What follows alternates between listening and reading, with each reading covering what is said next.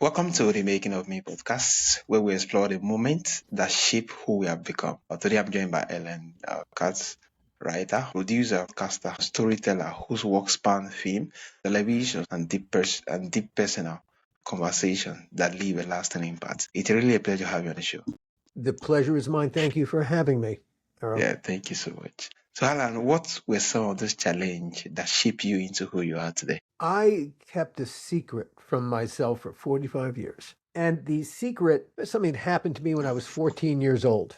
And I was in absolute denial of the fact that it happened. And, up until a certain point in my life, you'd never know that. Yeah, I seem to hide it pretty well from myself, especially. Ultimately, keeping a secret from myself separated me from myself.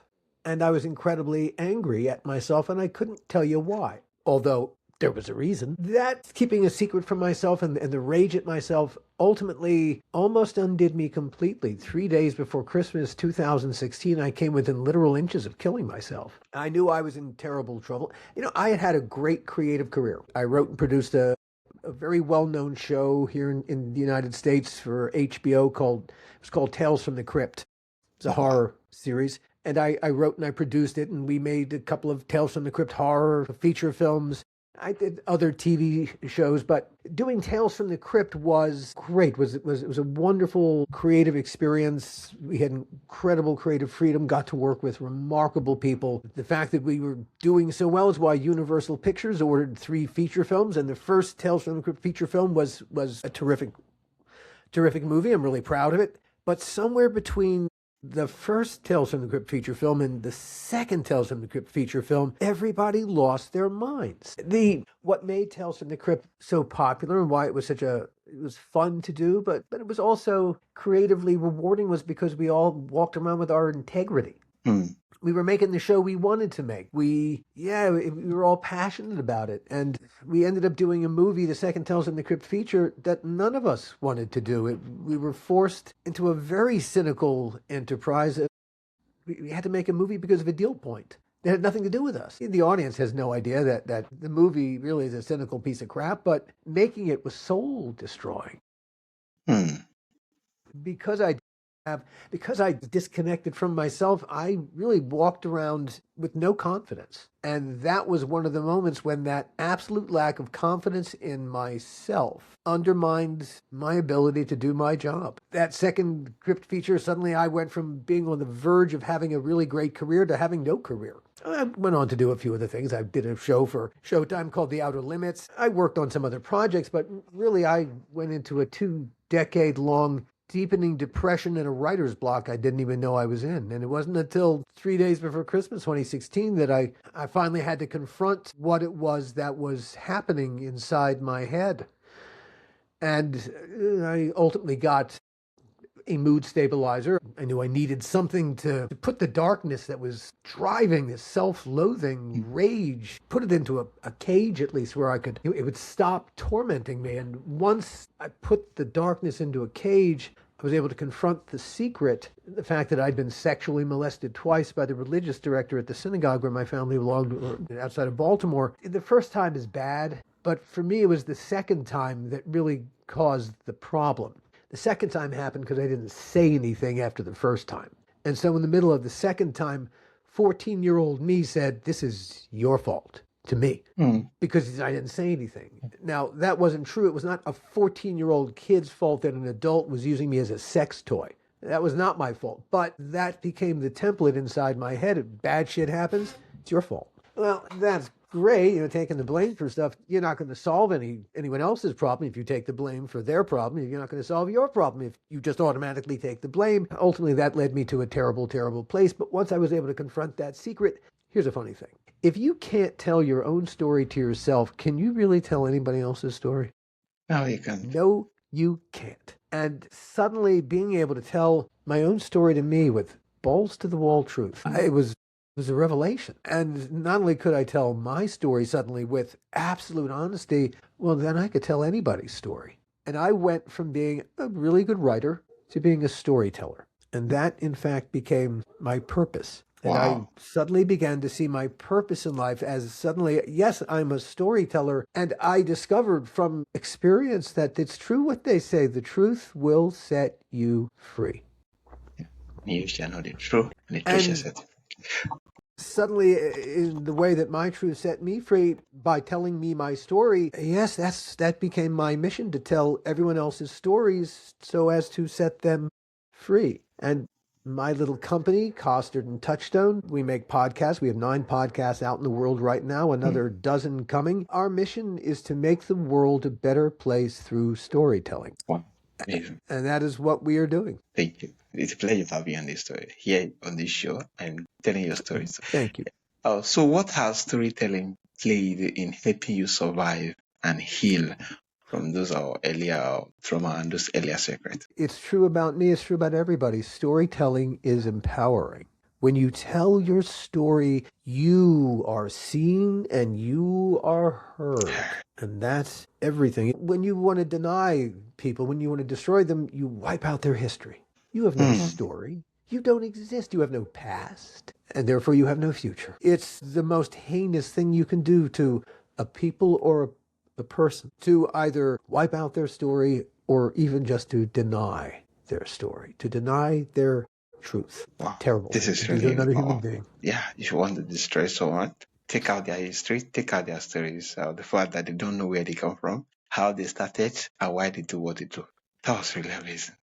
Yeah. So how did working in Hollywood shape and sometimes distort your identity? Let's call it Showbiz Mountain. It is really hard to get onto Showbiz Mountain, but once you're there, it's a very nice place to be. But the hardest thing isn't getting onto Showbiz Mountain, hard as it is. The hardest thing is staying on Showbiz Mountain. And when you suddenly get thrown off or you fall off of Showbiz Mountain and everyone else you know is still on Showbiz Mountain and enjoying that life, you feel like you've lost everything. So in terms of, I'm answering the distortion first because, your whole sense of what is important in this life is, well, I need to be on Showbiz Mountain. And when I fell off Showbiz Mountain, I didn't know what I was anymore. I thought, well, I thought you were a writer, but if you're not on Showbiz Mountain, what are you, dude? Now, getting onto Showbiz Mountain was, it was a dream come true I didn't even know I had. I grew up loving old movies. I did. I was a movie fan. When I went to college, I was a drama major, but theater was what I thought I was going to do. I went to school in New York, and after school, I went into New York City. I lived there for a bit, and I thought my life and future was New York theater. I had a friend who'd become an agent, a literary agent at William Morris, a big talent agency in Los Angeles, and she said, you should try writing a screenplay. I've been writing professionally since I was 16. I've just always written, and I've always taken it for granted, I guess. I didn't want to be a writer.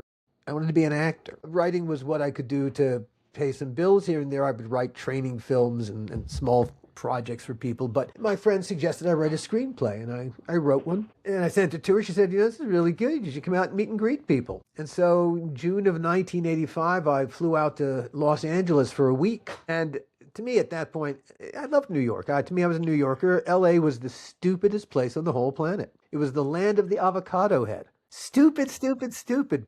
Oh, did I get seduced? Oh, man. I got, within about 3 or 4 days, I was ready to move. I was totally ready to move there. New York's cool. Why would you want to live in New York? And the movie business was very intoxicating, and being a movie fan, where I got really lucky was meeting the people whose work I love. Yeah, that's okay. That doesn't really interest me. I want to work with the people whose work I admire. And that's what ended up happening. I got to work with people whose movies I had loved, and I would never have thought for 2 seconds I was going to work with them. But then getting to work with them was the most natural thing in the world, and it was wonderful, wonderful working with these incredibly talented people. That was, like I said, getting onto Showbiz Mountain, you get to do things that pinch me. Am I doing this really? For real?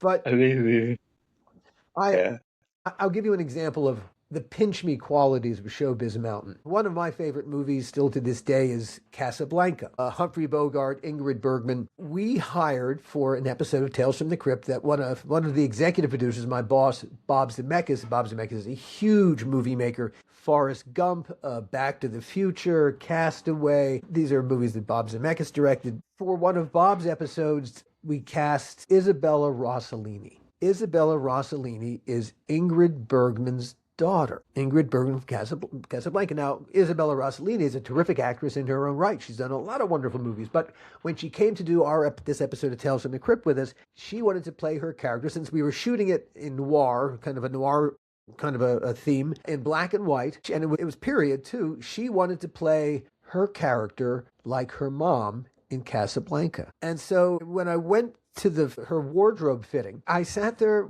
watching world famous actress Isabella Rossellini come out from the dressing area into the display area, dressed like Ingrid Bergman, her mom, looking in the mirror, go, "Oh, yes, this is like my mom's." And I'm looking, what am I participating in here? I'm watching Isabella Rossellini pretend to be her mom, and just the delight on her face on trying to capture the look as we were working with her, and just the delight of everybody in the room, because we were all participating in this freakishly exciting thing that you couldn't do anywhere else. And so, yeah, I got to experience moments like that, which are wonderful, indescribable, Right. beyond what they are. They're incomparable to anything else. Yeah, amazing. Amazing. So how did you realize podcasting was a medium where you create most yourself? I stumbled into podcasting kind of during the pandemic. A Tales from the Crypt fan group, 3 guys from different parts of America. They were all fans of Tales from the Crypt, and they started a podcast called Dads from the Crypt. They reviewed all the episodes of Tales from the Crypt and gave parenting advice. And one day, one of the dads, Jason, reached out to me. He said, "We're going to be reviewing an episode that you wrote. Would you like to sit in with us?" And I said, "That sounds like fun. Sure." And I did, and it was great fun. A few weeks later, Jason reached out to me again. He said, "We're going to be reviewing Bordello of Blood." That's the second Tales from the Crypt feature film, the one that just turned my whole life from great things into crap. And he said, "Hey, we're going to be reviewing Bordello of Blood. You want to sit in with us again?" And I said, "Jason, the story of the making of that piece of shit, that is not a half-hour conversation with you. That's a podcast unto itself." And suddenly I realized what it is that I had to do. And I told... that was my very first podcast. The How Not to Make a Movie podcast, season 1, was the making of Bordello of Blood. And that was 10 episodes. I told the whole story with some bonus features and add-ons and other bits and pieces of the story. And Entertainment Weekly, a big magazine in this country, called it the best film podcast of 2022. And that was, yeah... And the reason that Clark Collis, the guy who wrote those very kind words, why he said that, he told me, was because of the honesty with which the story was told. I really enjoyed telling my story in this medium. I had a friend who approached me with a project, a true story that happened to him. He wanted to turn it into a TV series. I've been trying to get back into the TV business, get back on Showbiz Mountain, and my former creative partner, Gil Adler, and I, with whom I did Tales from the Crypt, we got back together again and creatively began to work on things, and we put together, I think, a really cool TV package, but you can't get anything done. The TV and film business are broken. Even if it was not as broken as it is, to take an idea from my head and to turn it into a TV series, 10 years if I'm lucky. If I'm lucky. It takes years to get the script right. For the marketplace, you could write the script, but that might not sell to anybody. So it really takes you 10 years because you got to write the script. When the script is done, well, if it's a TV series, you wrote season 1, episode 1. Well, what happens episode 2 and episode 3, 4, 5, and the rest of season 1? What happens in seasons 2, 3, and 4? Hey, who are all these characters? What's the tone of this thing? What's it supposed to feel like? What's the color scheme of this? The people that you are trying to get into business with, you are asking them to spend a lot of money to take this idea from your head and turn it into a TV series. So you can't just give them a script. They want everything. It's called a Bible, in which it's like 60, 70, 80 pages of everything. All the episodes, the character arcs, the story arcs, everything. Well, that doesn't write itself. It certainly didn't write itself overnight. But that's another year and change to get that right. And then, all right, let's say you've got everything assembled. Well, you've done all this very hard work, years and years and years of writing, rewriting, and it's really rewriting, for a handful of executives. Really, it's a handful of executives. And now you've written it all, but just to get them to read your work, you have to create a pitch deck. A pitch deck is a PowerPoint presentation. It's like the comic book version of the idea. A few scant words here and there, lots of images, just to get them to read. All right, so let's say you pass that particular smell test. They go, okay, well, we might put this into development. All right, you've passed. Not so fast, because, all right, let's say they want to put you into development. They want to start paying you money. The first thing you must sign in order to get paid, that first penny, is a thing called a certificate of authorship, a C of A, in which you surrender all rights to this thing you've just worked on for years, all rights to it, throughout the known universe for perpetuity. What kind of deal is that for the... No. Now, okay, to take this same idea and take it from my head, turn it into a podcast, well, I can write, produce, distribute it. That's important. That's key. Distribute it, monetize, and collect on the monetization all by myself. I don't need anybody else. I don't need some executive telling me what to do. And hey, it's all about the content. Make great content. You can draw an audience and get some advertising dollars, or you can monetize in other ways. But all right, I can do all those things. I've told the story exactly the way I want to tell it. I've made some money, and I still own it 100%. And if it would make a good TV series, you know what? It would still make a good TV series. And here's the great thing. In the old days, part of what you're trying to convey with a script and all the work you've done is the intellectual property. What's the IP? That's really the question on the table. What's the IP for sale? In the old days, I would have had to do this whole song and dance to try to sell my IP to them. Please, Mr. Executive, buy my IP. Yeah. Now, because, well, the IP is there in the podcast. Everybody knows what the IP is. The audience knows what it is. The advertisers know what it is. Everybody knows what the IP is. So instead of having to go and sell it to them, they're going to come to me to buy it.